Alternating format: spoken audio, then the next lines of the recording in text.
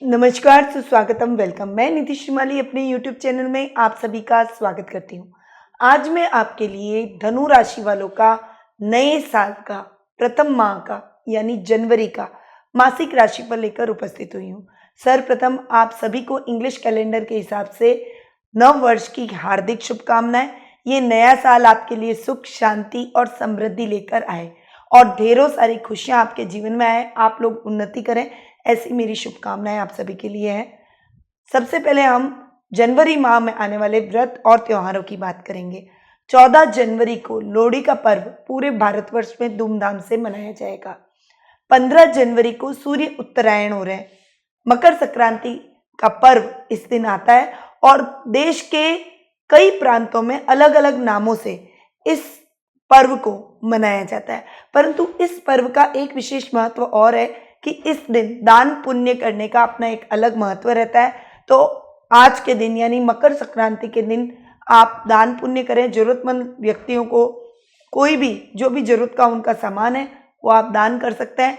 यदि आज के दिन तिल और गुड़ का दान करते हैं तो वो विशेष लाभकारी रहता है। 26 जनवरी को गणतंत्र दिवस हमारे देश में मनाया जाएगा। इस दिन हमारे देश का संविधान लागू हुआ था। पूरा भारतवर्ष इस राष्ट्रीय पर्व को मनाएगा।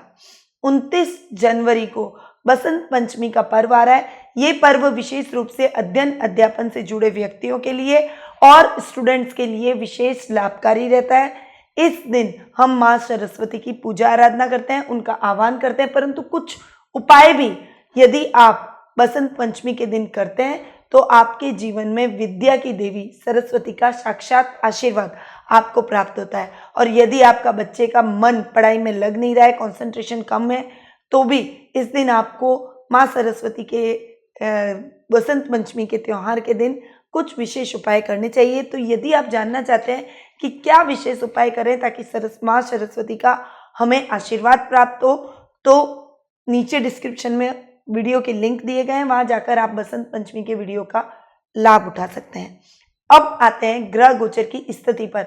जनवरी माह में ग्रहों की पोजीशन कैसी रहेगी। साल की शुरुआत है और साल की शुरुआत में सभी ग्रहों की पोजीशन कैसी रहने वाली है ये देखते हैं। सबसे पहले बात करते हैं सूर्य ग्रह की, जो कि वर्तमान में धनु राशि में विराजमान है और 15 जनवरी को वे धनु राशि से मकर राशि में प्रवेश करेंगे। बुध ग्रह जो कि वर्तमान में धनु राशि में ही विराजमान है और 13 जनवरी को वे भी मकर राशि में प्रवेश कर जाएंगे। मंगल ग्रह जो कि वर्तमान में वृश्चिक राशि में विराजमान है और इस पूरे माह वे वृश्चिक राशि में ही विराजित रहेंगे। गुरु ग्रह जो कि वर्तमान में धनु राशि में विराजमान है और 29 मार्च तक वे धनु राशि में ही विराजित रहेंगे। शुक्र ग्रह जो कि वर्तमान में मकर राशि में विराजमान है और 9 जनवरी को वे मकर से कुंभ में प्रवेश करेंगे। शनि ग्रह जो कि साल का सबसे बड़ा राशि परिवर्तन होने जा रहा है।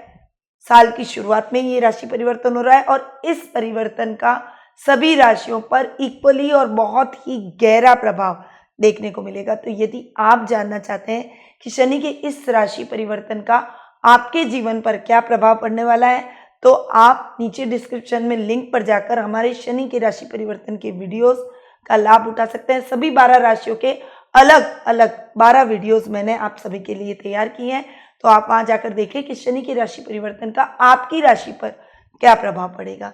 वैसे बता दूं आपको कि शनि का ये राशि परिवर्तन 24 जनवरी को होने वाला है। शनि धनु राशि से मकर राशि में 24 जनवरी को प्रवेश करेंगे। राहु मिथुन राशि में इस माह विराजमान रहेंगे और केतु धनु राशि में इस पूरे माह विराजित रहने वाले हैं। तो ये तो थी ग्रहों की पोजीशन की बात। अब हम बात करते हैं धनु राशि वालों के जनवरी माह के मासिक राशिफल की। धनु राशि वालों को शनि की 7.5 का लास्ट फेज चल रहा है। सबसे पहले हम बात करेंगे धनु राशि वालों की पारिवारिक स्थिति की। पारिवारिक स्थिति के हिसाब से यदि मैं देखूं तो धनु राशि वालों के लिए ये जनवरी माह बहुत ही अच्छा जाने वाला है। गुरु स्वग्रही होकर आपके लग्न में बैठे, लग्नेश बनकर आपके लग्न में ही स्वग्रही होकर विराजित है, तो आपकी पर्सनैलिटी में वो निखार लाएंगे, आपकी पर्सनैलिटी को और अधिक बढ़ाएंगे, लोगों पर आपका प्रभाव बढ़ेगा, आपके सामाजिक मान प्रतिष्ठा में वृद्धि होगी, यश और कीर्ति आपको मिलेगी। भाई बहनों का आपको पूरा सहयोग प्राप्त होगा। साथ ही माता पिता पेरेंट्स की तरफ से भी यानी पारिवारिक सदस्यों का आपको भरपूर सहयोग आपके सभी कार्यों में प्राप्त होगा माता पिता के आशीर्वाद से। और यदि उनके मार्गदर्शन से आप कोई भी कार्य करते हैं तो उसमें आप निश्चित तौर पर सक्सेसफुल होंगे। परंतु संतान पक्ष की ओर से आपको थोड़ी सी चिंता करने की आवश्यकता रहेगी, क्योंकि पंचम भाव के स्वामी मंगल खर्च भाव में जाकर विराजित हो रहे हैं। वैसे तो मंगल खर्च भाव में स्वग्रही होकर बैठ रहे, तो इतना गलत इफेक्ट नहीं पड़ेगा, पर फिर भी समय समय पर आपको अपनी संतान को मार्गदर्शन प्रदान करना पड़ेगा। जीवन साथी की तरफ से थोड़ा सा डिस्टर्बेंस भरा महीना ये रहने वाला है। कुछ मिसअंडरस्टैंडिंग रहेगी, कुछ आप दोनों के बीच में कंफ्यूजन की स्थिति रहेगी कि वो कुछ बोलेंगे, आप कुछ सोचेंगे, आप कुछ बोलेंगे, वो कुछ और वे में उसको लेंगे। ऐसी परिस्थितियां आपकी उत्पन्न हो सकती है, क्योंकि सप्तम भाव में राहु विराजित हो रहे हैं और वो उसे थोड़ा सा डिस्टर्ब कर रहे हैं। राहु का बैठना कंफ्यूजन की स्थिति पैदा करता है, इंसान में भ्रम की स्थिति पैदा करता है कि मैं बोल रहा हूँ वो सही हूँ, अगला गलत है। तो राहु आप दोनों के रिश्तों के बीच में भी मिसअंडरस्टैंडिंग जैसी स्थिति उत्पन्न करेगा। पर इस समय आपको अपने वाणी पर संयम रखना पड़ेगा, क्रोध पर नियंत्रण रखना पड़ेगा, बहुत ही बैलेंस माइंड होकर सोच समझकर अपने रिश्ते में आगे बढ़ना पड़ेगा। ओवरऑल पारिवारिक स्थिति बहुत अच्छी रहने वाली है। थोड़ा सा अपने जीवन साथी की तरफ से और अपनी संतान की तरफ से आपको ध्यान देने की आवश्यकता है। बाकी आपके पूरे परिवार का सहयोग आपको प्राप्त होगा। आपके ननियाल पक्ष की ओर से भी आपको अच्छा सपोर्ट इस समय देखने को मिलेगा और ससुराल पक्ष की ओर से भी आपको सपोर्ट मिलेगा। परंतु जीवन साथी और बच्चों की तरफ आपका विशेष ध्यान इस महीने रहना चाहिए। अब बात करते हैं आर्थिक स्थिति की। आर्थिक स्थिति की यदि मैं बात करूं तो आर्थिक स्थिति इस समय आपकी बहुत अच्छी रहने वाली है। ये महीना आपकी आर्थिक दृष्टि से बहुत बढ़िया जाने वाला है।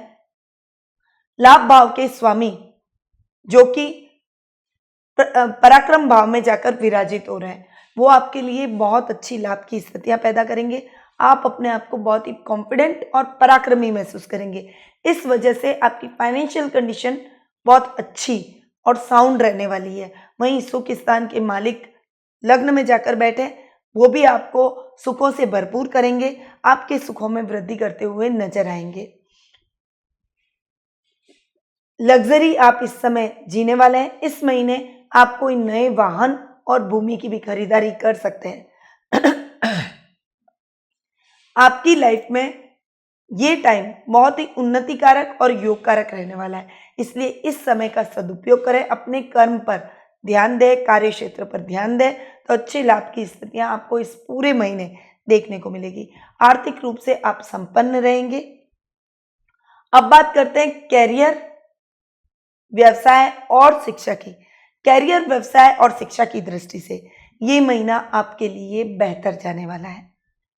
आपके कर्म भाव के स्वामी द्वितीय भाव में जाकर विराजित हो रहे हैं, अतः आप यदि कोई वाणी से रिलेटेड कार्य करते हैं, आपका बोलने का काम अधिक है, आप शिक्षक हैं, आप एक अच्छे वक्ता हैं, आप एक अच्छे कवि हैं, आप एक अच्छे लेखक हैं, यदि आप साहित्य जगत से बिलोंग करते हैं, अच्छे कलाकार हैं, अच्छे राजनेता हैं, तो ये टाइम आपके लिए बेहद ही अच्छा और खास गुजरने वाला है। ये महीना आपके लिए अच्छी प्रसिद्धि वाला रहेगा। आपको अच्छा फेम, नाम, यश और कीर्ति में आपके वृद्धि होगी। आपको अच्छी ऊंचाइयों पर ये महीना ले जाने वाला है। व्यवसाय, यदि आप बुद्धि से रिलेटेड कोई कार्य करते हैं, कोई अकाउंटिंग से रिलेटेड यदि कार्य करते हैं, यदि आपका कंप्यूटर लाइन से रिलेटेड कोई कार्य है, यदि आप कोई व्यापार कर रहे हैं, तो उसमें आपको अच्छे लाभ की स्थितियां उत्पन्न होगी। और इन्हीं क्षेत्रों में आप यदि ट्राई करते हैं तो आपके करियर को एक नई दिशा मिलेगी और आप सक्सेसफुल ढंग से अपने कार्य क्षेत्र में आगे बढ़ेंगे। शिक्षा की दृष्टि से भी ये महीना आपके लिए बेहतर जाने वाला है, बट विद्यार्थियों को थोड़ा सा संभल कर रहने की आवश्यकता रहेगी। थोड़ा अपनी पढ़ाई में कंसंट्रेशन ज़्यादा रखें, क्योंकि आपका इस समय ध्यान मनोरंजन की तरफ, घूमने फिरने में और अपने दोस्तों में ज़्यादा गुजरेगा। तो थोड़ा ये महीना आपको पढ़ाई की तरफ अवेयर रहने की आवश्यकता रहेगी। बाकी कोई बहुत बड़ा डिस्ट्रैक्शन आपकी लाइफ में नहीं है, तो आप थोड़ा पढ़ाई पर ज़्यादा ध्यान दें, थोड़ी अधिक मेहनत करेंगे तो आप निश्चित तौर पर सफलता प्राप्त करेंगे। शत्रु भी आपका चाहकर भी कुछ नहीं इस महीने बिगाड़ पाएंगे। शत्रुओं पर आप विजय प्राप्त करते हुए नजर आएंगे। रोग भाव और शत्रु भाव के स्वामी तृतीय भाव में जाकर बैठे, आपके पराक्रम में वृद्धि होगी। आपके पराक्रम का लोहा शत्रु भी मानेंगे। आपके खिलाफ यदि वो कोई भी साजिश रचते हैं तो उसमें भी वो निश्चित तौर पर नाकामयाब रहते हैं। तो ये समय कैरियर, व्यवसाय और शिक्षा की दृष्टि से आपके लिए बेहद ही खास और अच्छा जाने वाला है। यदि आप शेयर मार्केट में निवेश करना चाहते हैं तो आप शेयर मार्केट में निवेश कर सकते हैं। कोई आकस्मिक लाभ भी आपको प्राप्त होगा, परंतु गुप्त धन के ओर से आप थोड़ा सा सावधान रहें। यदि आपने छुपाकर कोई पैसा रखा है तो हो सकता है वो अनर्गल चीजों में खर्च हो जाए। अनावश्यक आपने यदि अपने उस पैसे को किसी के साथ शेयर किया है तो हो सकता है आपका पार्टनर आपको धोखा दे दे और उस वजह से आपको धन हानि भी हो सकती है। इसीलिए इस समय गुप्त रूप से कहीं पर भी इन्वेस्टमेंट आपको नहीं करना चाहिए। अब बात करते हैं जीवन साथी और प्रेम प्रसंगों की। जीवन साथी और प्रेम प्रसंगों के मामले में ये महीना कुछ खास आपके लिए नहीं रहेगा। महीने के प्रारंभ को यदि हम छोड़ दें तो आपके सप्तम भाव में राहु का बैठना और बुध का जो द्वितीय भाव में जाकर बैठना है, आप अपनी वाणी से कलह उत्पन्न करेंगे। राहु आपके और आपके जीवन साथी के बीच में कंफ्यूजन की स्थितियां पैदा करेगा। मिसअंडरस्टैंडिंग का वातावरण आप दोनों के बीच में रहने वाला है। इस वजह से आपके जीवन साथी के साथ आपकी ट्यूनिंग अच्छी नहीं जाने वाली है। ये मां सोच समझकर आगे बढ़ने का है। जीवन साथी के मामलों में आपको थोड़ा सा धैर्य से काम लेना पड़ेगा। ये समय थोड़ा सा क्रुशियल रहेगा। कभी वो आपकी बातों को नहीं समझेंगे, कभी आप उनकी बातों को नहीं समझेंगे और टकराव की स्थिति उत्पन्न होगी। परंतु आपको समझदारी से अपने रिश्ते को आगे बढ़ाना है, सोच समझकर आगे बढ़ना है। उनकी बातों को शांति से सुने, क्रोध पर नियंत्रण रखें। बहस करने से या क्रोध करने से किसी भी बात का, किसी भी समस्या का हल नहीं निकलता है। इसीलिए थोड़ा सा शांति से एक दूसरे की बातों को समझकर मिल बैठ के अपनी मिसअंडरस्टैंडिंग को दूर करें। वहीं प्रेम प्रसंगों के मामले में भी थोड़ी सी सतर्कता रखने की इस समय आवश्यकता रहेगी। आपके पार्टनर के साथ आपकी ट्यूनिंग इतनी अच्छी नहीं रहने वाली है। कुछ बार बार मिसअंडरस्टैंडिंग आप दोनों के बीच में बढ़ेगी। इससे आपका रिश्ता भी इस महीने टूट सकता है। इसीलिए यदि आपको लगता है कि आप सही पार्टनर के साथ आगे बढ़ रहे हैं तो थोड़ा सा संयम के साथ अपने रिश्ते को आगे ले जाएं। बैठकर समझाइश के द्वारा अपने रिश्ते को हैंडल करें। यदि आपने कुछ भी कहा सुनी एग्रेसिवनेस यदि दिखाई तो आपका रिश्ता टूट भी सकता है। इसीलिए ये महीना जीवन साथी और प्रेम प्रसंगों के हिसाब से सही नहीं है। आपको इस समय विशेष सतर्कता बरतने की आवश्यकता रहेगी। वहीं पार्टनरशिप में भी आपको कोई भी कार्य इस समय नहीं करना चाहिए। पार्टनरशिप में यदि आप कोई नया प्रोजेक्ट भी स्टार्ट करना चाहते हैं तो इंडिविजुअली करें, पार्टनरशिप में ना करें। अब बात करते हैं स्वास्थ्य की। स्वास्थ्य की दृष्टि से यदि मैं देखूं तो ये महीना आपके लिए बेहद ही खास और अच्छा रहेगा। रोग भाव के स्वामी का पराक्रम भाव में जाकर बैठना आपके पराक्रम में वृद्धि करेगा। रोगों से लड़ने की आपको शक्ति मिलेगी। छोटी मोटी तकलीफों का आप सामना इजीली कर पाएंगे। परंतु यदि बहुत लंबे समय से आप कोई रोगों से ग्रस्त हैं, रोगों की समस्या आपको है, तो इस समय आपके रोगों में कमी आएगी। वहीं संतान के स्वास्थ्य के प्रति भी ये महीना आपको थोड़ा सा ध्यान रखना पड़ेगा। उसका स्वास्थ्य डावाडोल हो सकता है, फिजिकली वो फिट नहीं रहेगा। इस वजह से आपको हॉस्पिटल के चक्कर भी लगाने पड़ सकते हैं। उस वजह से इसकी पढ़ाई भी इफेक्ट हो सकती है। तो इस महीने स्वास्थ्य का विशेष ख्याल रखें। योगा और प्राणायाम से अपने आप को जोड़ें, मॉर्निंग वॉक से अपने आप को जोड़ें और कोई भी समस्या आते ही तुरंत डॉक्टर से सलाह लें। तो ये था धनु राशि वालों का जनवरी माह का मासिक राशिफल, जो कि अभी मैंने आपको बताया। धनु राशि वालों को शनि की 7.5 का लास्ट फेज चल रहा है।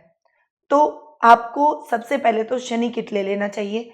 उससे क्योंकि ये जाते हुए शनि की 7.5 आपको थोड़ा बहुत नुकसान पहुंचा सकती है, आपके रोगों में वृद्धि कर सकती है, घुटनों और पैरों की समस्या आपको हो सकती है, जॉइंट्स पेन जो होते हैं उस तरह की प्रॉब्लम आपको हो सकती है यदि आप वृद्धावस्था की तरफ अग्रसर हैं और इस समय आपको शनि की 7.5 चल रही है तो आपको नी ट्रांसप्लांट भी करवाना पड़ सकता है। इतनी समस्या आपको रोगों से भी हो सकती है, आर्थिक दृष्टि से भी शनि जाते जाते आपको नुकसान पहुंचा सकता है।